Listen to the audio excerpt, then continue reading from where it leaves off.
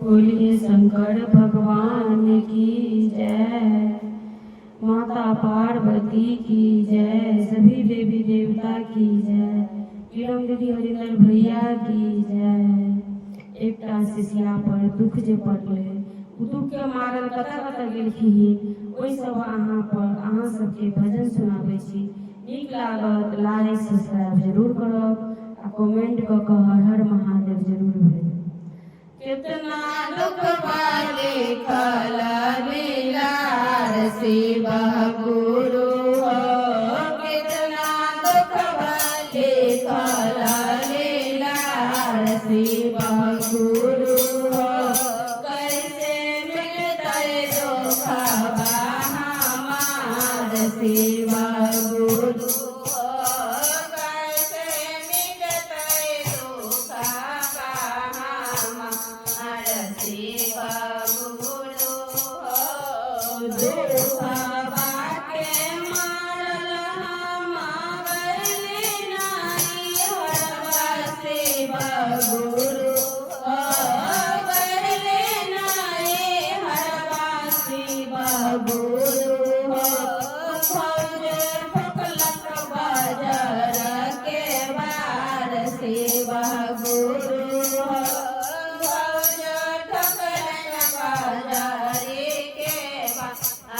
शिव गुरु हो। कैसे मिटते दुख हमार शिव गुरु हो, कैसे मिटते दुख हमार शिव गुरु हो।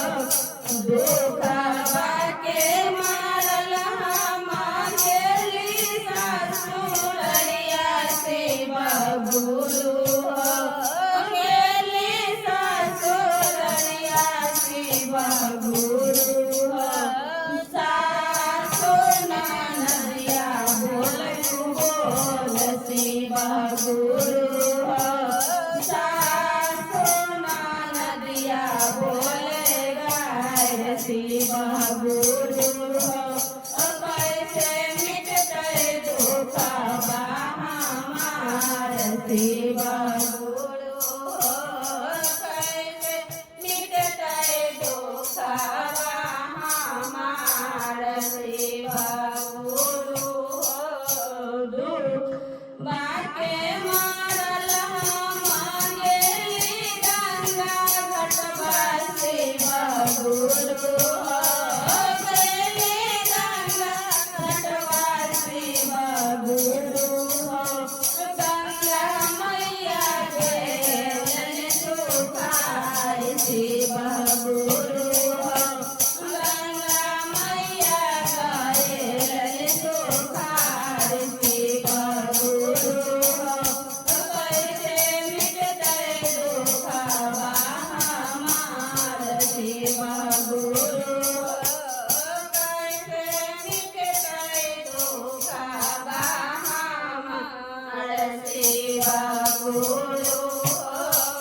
दुख बाके हम गेली गीतवा शिव गुरु हो, गेली गीतवा शिव गुरु हो।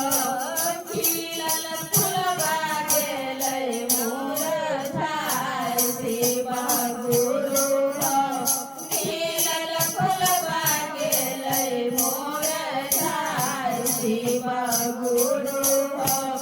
कैसे मिटते दुख हमार शिव गुरु हो।